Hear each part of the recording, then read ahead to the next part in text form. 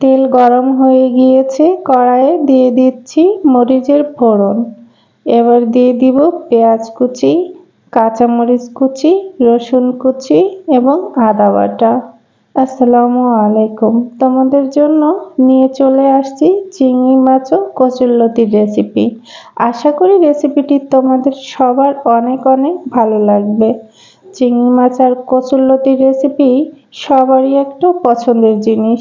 তো কড়াইয়ে আমি পেঁয়াজগুলি এবং মরিচ রসুন ভেজে নিয়ে দিয়ে দিয়েছি চিংড়ি মাছগুলো একটু লালচে করে ভেজে নিয়ে তারপর দিয়ে দিচ্ছি লবণ এবং পরিমাণ মতো হলুদের গুঁড়া।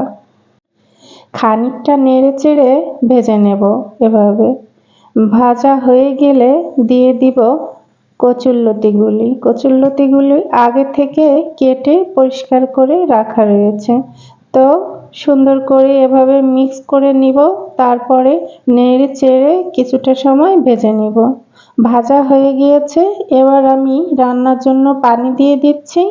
রান্নার জন্য অল্প পরিমাণে পানি দেব, যাতে শুধু কচুরলতিটা সিদ্ধ হয়ে যায় এতটুকু পরিমাণে।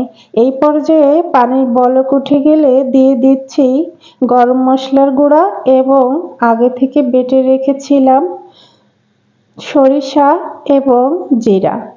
এইগুলো মশলাগুলো দিয়ে একটু নেড়ে চেড়ে সুন্দর করে মিশিয়ে দিয়ে ঢাকনা দিয়ে ঢেকে দিব এবং 5-7 মিনিট রান্না করে তারপরে ফিরে আসছি।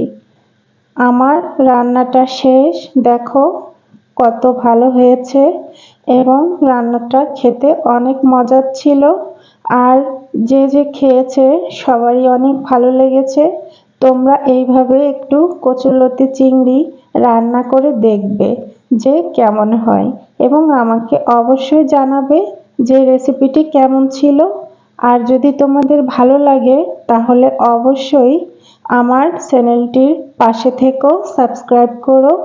আর যদি ফেসবুক থেকে দেখে থাকো তাহলে অবশ্যই লাইক কমেন্ট এবং শেয়ার করো আর ফলো দিয়ে পাশে থেকো। সবাই ভালো থেকো, সবার শুভকামনা করছি। আল্লাহ হাফেজ।